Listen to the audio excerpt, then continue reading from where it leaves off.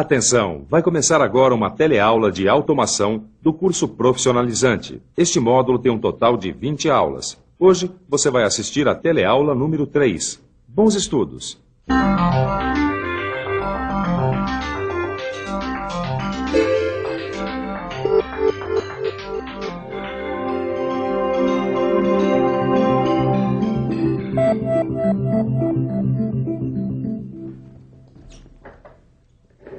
Você já deve ter reparado na importância da eletricidade.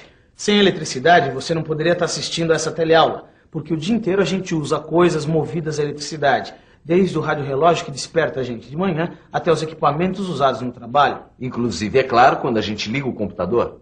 Afinal, sem eletricidade, não existiriam as máquinas comandadas pelo computador e muito menos os robôs. Por isso, na teleaula de hoje, você vai ver vários conceitos da eletricidade, que, claro, vão ajudar você a entender um pouco mais de automação.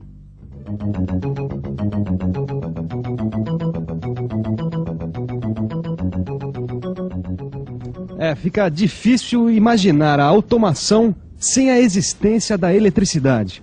Ou melhor, é quase impossível imaginar um mundo sem a eletricidade. Seria mais ou menos como voltar no tempo para mais de 100 anos atrás. Pois foi só no final do século passado que os primeiros geradores de eletricidade, os dínamos, foram aperfeiçoados e se tornaram fontes de suprimento. Mais exatamente em 1875, quando um desses geradores foi instalado em Paris para iluminar uma estação. Mas o que será exatamente a eletricidade? Você já viu em outra teleaula como a eletricidade foi importante para o desenvolvimento da automação. O que você vai ver hoje são alguns conceitos de eletricidade que são fundamentais para a aplicação da automação. O que a gente quer dizer quando fala em eletricidade nada mais é do que uma manifestação de uma forma de energia associada a cargas elétricas que podem estar paradas ou em movimento. Quem possui essas cargas elétricas quando em movimento são os elétrons, partículas minúsculas que giram em volta do núcleo dos átomos que formam as substâncias. Já o nome eletricidade vem provavelmente da palavra grega electron, que quer dizer âmbar, uma resina amarela, semitransparente e quebradiça, que já era conhecida desde a Grécia Antiga por causa da sua propriedade de atrair partículas de pó ao ser esfregada em outro material.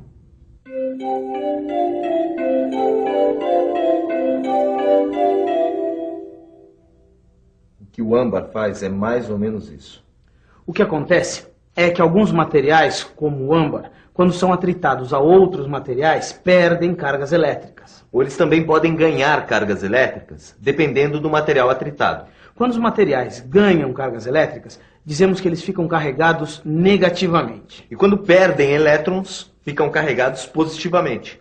Como esse pente, que depois que eu atritei na flanela, ele atraiu esses pedacinhos de papel, que é um material eletricamente neutro. Continuando o nosso mergulho na história da eletricidade. Em 1880, o cientista Alessandro Volta inventou a pilha elétrica, dando mais um passo bastante importante para o desenvolvimento da eletricidade, como a gente conhece hoje. Observando dois metais diferentes ligados nas pernas de uma rã morta, o cientista percebeu que as pernas da rã estavam se mexendo. Continuando suas observações, Volta concluiu que os elétrons que se movimentavam de um metal para o outro através da perna da rã eram impulsionados por uma diferença de cargas elétricas entre os metais. Essa diferença, que provoca o movimento ordenado dos elétrons de um metal para o outro, é chamada hoje de tensão elétrica, ou ainda de diferença de potencial elétrico. Torquato Achei, olha a definição do dicionário para tensão elétrica.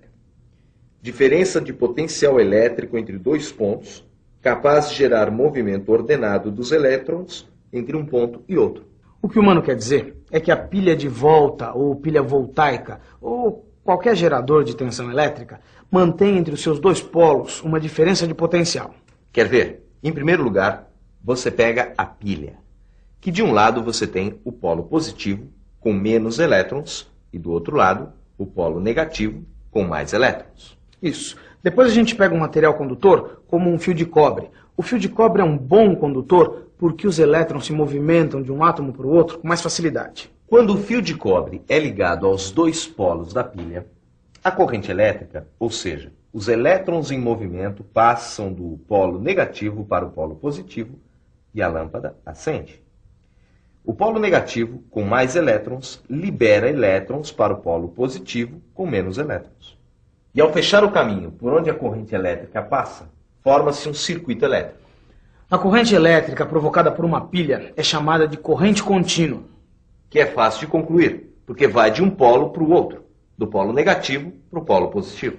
E é exatamente isso que acontece com a corrente elétrica gerada nas baterias dos automóveis. É isso que acontece também nas máquinas usadas na automação. Elas precisam da corrente contínua para movimentar alguns tipos de motores e grande parte dos componentes eletrônicos. Mas vamos voltar para a nossa história. Em 1831, Michael Faraday fez outra descoberta importante para o desenvolvimento da eletricidade. Ele percebeu que quando os ímãs em movimento estavam dentro de circuitos fechados, formados por condutores elétricos, criava-se uma corrente elétrica. Além disso, o cientista percebeu que utilizando um instrumento sensível à movimentação dos elétrons e afastando o ímã, o sentido da corrente mudava. Resultado, afastando e aproximando o ímã, Faraday, pela primeira vez, produziu uma corrente que mudava de sentido. E essa descoberta recebeu o nome de corrente alternada.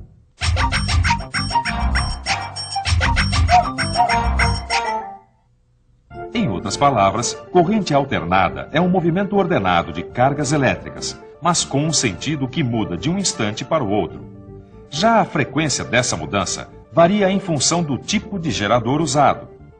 Para você entender melhor, a corrente alternada é produzida nas usinas geradoras de energia elétrica. Olha só o símbolo de tensão alternada. A gente encontra esse tipo de tensão nas tomadas comuns que a gente tem em casa e nas fábricas também. Se você prestar atenção, você vai ver que não existe definição de qual é o polo positivo e qual é o negativo. Isso acontece porque a polaridade da tensão inverte várias vezes a cada segundo. É isso mesmo. No Brasil, por exemplo, a polaridade da tensão alternada muda 60 vezes a cada segundo. Isso por causa da velocidade com que as turbinas das hidroelétricas giram. Esta é uma fonte de tensão contínua. É ela que fornece energia para o computador. Isso porque equipamentos como o computador, que precisam de corrente contínua, têm que ter um dispositivo para converter a tensão alternada recebida da rede elétrica em tensão contínua. Afinal, como é que o meu computador iria funcionar com corrente alternada? Pois é, mas antes da gente pensar em computadores e automação, a gente precisa saber mais sobre a eletricidade. Os primeiros condutores usados para distribuir eletricidade eram de ferro, mas com o passar do tempo, eles foram substituídos por cobre, que é um condutor elétrico muito mais eficiente. O que acontece é que os elétrons e os átomos do material condutor estão sempre se chocando, criando uma oposição à passagem da corrente elétrica. Uma oposição que é chamada de resistência elétrica. Resistência elétrica, corrente contínua, corrente alternada, tensão elétrica. Bom, para completar o ciclo da eletricidade, você vai ficar sabendo agora o que é potência elétrica. E para isso, vamos pensar em algumas situações onde a eletricidade é convertida em outras formas de energia. Como, por exemplo, a resistência do chuveiro elétrico. Ela aquece a água. Ou seja, a energia elétrica é transformada pelo chuveiro elétrico em energia térmica. Os motores elétricos, quando eles recebem tensão, eles giram o eixo. Enfim, existem milhares de exemplos. É só você olhar do lado que você vai ver várias situações onde a energia elétrica é convertida em outras formas de energia. Pois é. E a quantidade de energia que um sistema elétrico é capaz de fornecer para ser transformada ou convertida depende da tensão e da corrente do sistema elétrico. Mas é claro, né, mano? E é bom que seja assim, porque pelo menos existe um controle da quantidade de energia que o equipamento recebe. Meu querido Torquato, o que eu estava querendo dizer não é tão óbvio assim. É que essa capacidade de fornecimento de energia num certo intervalo de tempo é a potência elétrica. Sabe de uma coisa, Manuel? Depois de falar tanto em energia, acho bom você desligar o computador para ver se economiza um pouco de energia, tá?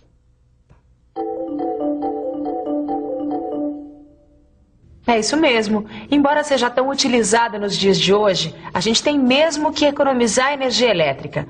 Afinal, produzir energia através de hidrelétricas, como acontece no Brasil, não é fácil, não.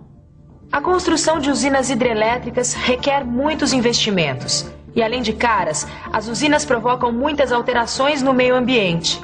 A mudança dos cursos dos rios, a inundação de florestas, mudanças climáticas. O negócio é economizar mesmo. Então, ainda está com alguma dúvida sobre o que é a eletricidade? Para ter certeza, o melhor é revisar. E atenção, se liga aí que é hora da revisão. Na teleaula de hoje, você viu que a eletricidade é a manifestação de uma forma de energia associada ao movimento ordenado dos elétrons. Viu que o polo negativo de uma fonte de tensão tem mais elétrons do que o polo positivo. Viu que, em um circuito elétrico, a corrente é contínua, quando os elétrons movimentam-se sempre no mesmo sentido. Viu que resistência elétrica é a oposição à passagem da corrente elétrica. Viu que a tensão elétrica é a diferença de potencial elétrico capaz de gerar corrente elétrica. E viu que potência elétrica é a energia elétrica desenvolvida num intervalo de tempo. A gente falou, mas a gente não disse nada sobre o que a eletricidade tem a ver com a automação. Calma, mano, calma. Tem que ir devagar. Se não for devagar, não vai dar pra entender mesmo que uma coisa tem a ver com a outra, né? Quer saber? Você tem razão. O negócio é a gente estudar bastante para poder entender direitinho o porquê que a eletricidade é tão importante para a gente aprender automação. É isso aí. Bons estudos e até a próxima.